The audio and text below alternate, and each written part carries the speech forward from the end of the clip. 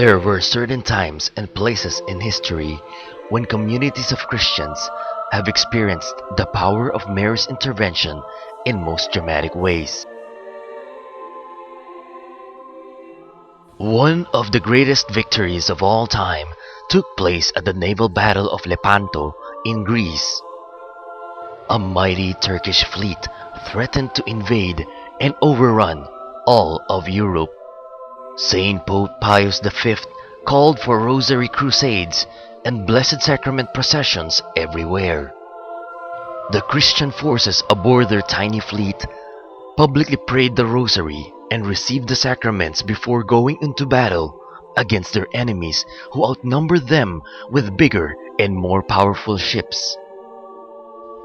At first, the Christian fleet fared badly, but suddenly, in the midst of battle, the wind which had been against them changed in their favor. This threw the Turkish fleet into confusion, with one ship shooting another. As the battle raged into the late afternoon, a great storm arose, sinking many more of the Turkish ships. Finally, the few that remained fled in confusion, and the boastful Turkish power over the Mediterranean was broken.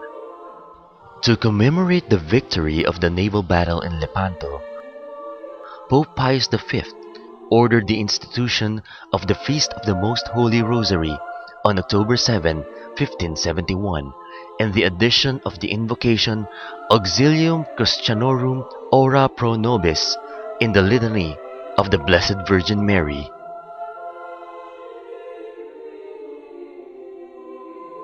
In 1683, the Blessed Virgin Mary again came to the help of Christian arms against the Muslim Turks near the walls of Vienna, Austria. Emperor Leopold I took refuge in the shrine of Mary Help of Christians in Passau, Germany.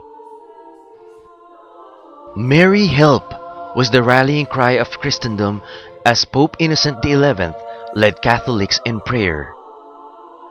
And through the help of the Blessed Mother, Vienna and the whole of Europe were miraculously freed. In thanksgiving, Pope Innocent XI formed the first confraternity of Mary Help of Christians. The first shrine in honor of Mary Help of Christians was constructed from 1624 to 1627 on a hill overlooking Innsbruck, Passau, Germany. The shrine housed the copy of the miraculous painting of Lucas Cranach the Elder. The painting entitled Maria Hilf, or Help Us Mary, became the rallying cry to live through the difficult 30 Years' War in Germany. In 1809, Rosary petitions once again went up for Mary's help.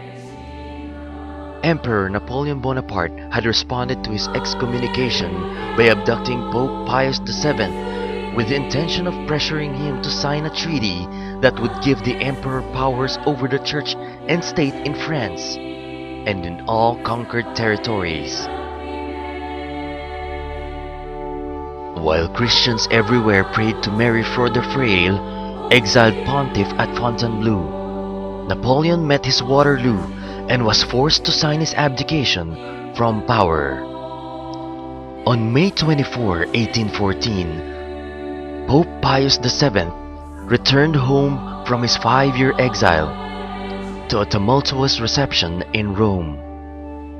A year later, in 1815, Pope Pius VII consecrated that same day perpetually to Mary and instituted the Feast of Mary Help of Christians to commemorate the unhoped-for help of Mary Most Holy towards the Pope and the Christian people. In due time, other dioceses and entire nations followed suit and initiated yearly celebrations of the same feast. In 1948, bishops in Poland asked the Holy See to extend the religious group and celebration of the Feast of Mary Help of Christians to their nation. One of the signatories of the petition was a newly elected bishop, by the name of Karol Wojtyła, the late Pope John Paul II. Other nations, such as Australia and Colombia, adopted Mary Help of Christians as their national patroness.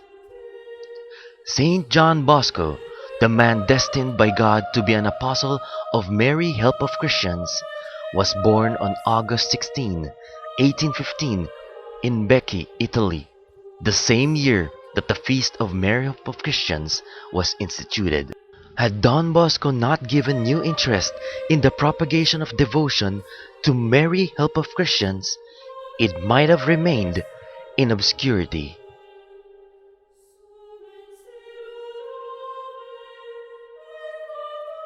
In March 1862, a painting of Mary in a rundown church near Spoleto in Frata had spoken to a little boy named Rigoletto Chionci.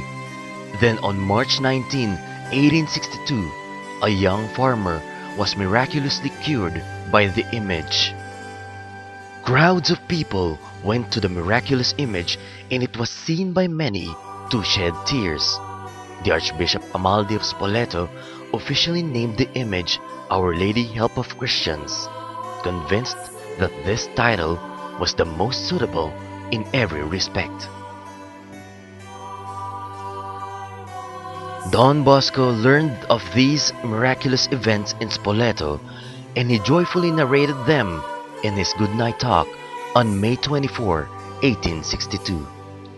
In 1863, a vision of Our Lady appeared to Don Bosco, asking him to build a church to honor her as Mary Help of Christians. Aspiring to realize Mother Mary's request, Don Bosco started working against all odds, with lack of funds and the presence of a strong anti-clerical act by civil officials during that time. With strong devotion to Mary Help of Christians and Jesus Christ, he built the church under miraculous circumstances, with financial help coming from practically unknown devotees. In 1865, Don Bosco asked the artist Thomas Lorenzone to paint the picture of Mary Help of Christians. After 3 years of work, the painting was finished and put in its place over the main altar of the Basilica. Don Bosco's description of the painting was, Our Lady stands out in the center, bathed in light and majesty. She is surrounded by ranks of angels, who are doing her honor as their queen. In her right hand she holds a scepter, the symbol of her power, and on her left arm she carries the child Jesus with his arms outstretched as a sign of the graces and mercy he offers to all who have recourse to his royal mother. At each side and underneath are the holy apostles and evangelists, exalted in ecstasy as though exclaiming, Queen of the Apostles, pray for us. While gazing in wonder at the Holy Virgin, at the lower part of the painting is shown a portion of the city of Turin, with the sanctuary of Valdoco in the foreground, and the sanctuary of Superga in the rear. In 1868, Don Bosco completed the Grand Basilica of Mary Help of Christians in Turin, Italy. It has become the center of devotions and mother church of over 150 shrines dedicated to Mary Help of Christians around the world, including the Philippines. Devotion to Mary under the title Help of Christians saw its birth in the Philippines with the appointment of Salesian Archbishop William Piani as apostolic delegate to the Philippines. In 1922, he brought the statue of Mary Help of Christians to Manila. The statue was first enthroned at the Manila Cathedral. In 1942, during the Japanese occupation, the statue of Mary Help of Christians was brought to Our Lady of Loreto Church in Sampaloc, Manila for safekeeping. During the years it was there, the Association of Mary Help of Christians in the Philippines was organized. The association continuously offered novenas and masses every 24th day of each month to Our Lady. Perhaps due to Archbishop Piani's influence, many parishes adopted Mary Help of Christians as titular and patroness. In 1951, the first group of Salesians of Don Bosco arrived in the Philippines. They were surprised to learn of the existence of the devotion to Mary Help of Christians, as shown in churches dedicated under this title.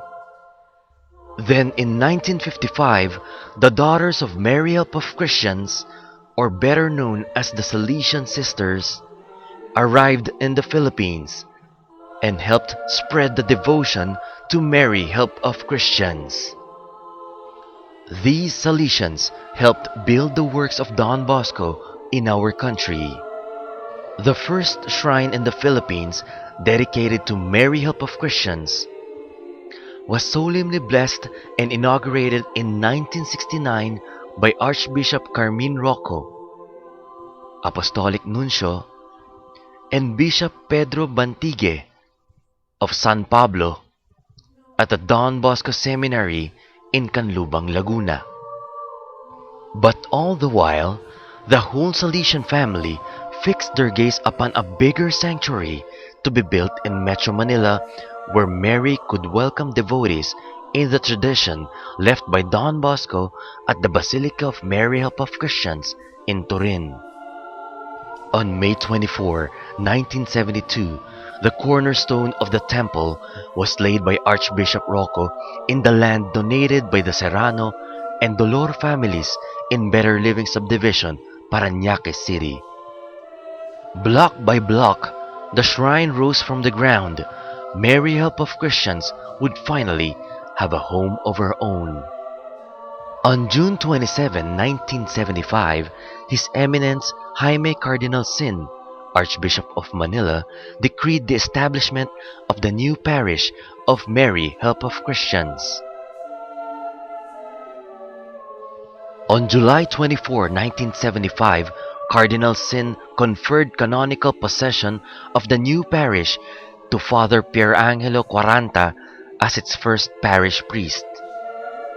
Father Quaranta, with a host of parishioners and benefactors, spearheaded the completion of the church, which was solemnly consecrated on December 4, 1976, during the Silver Jubilee Year celebrations of Salesian presence in the Philippines. As pastor, Father Quaranta zealously spread the devotion to Mary Help of Christians among the parishioners. To date, the statue of Mary Help of Christians is enthroned at prominent street corners of the parish.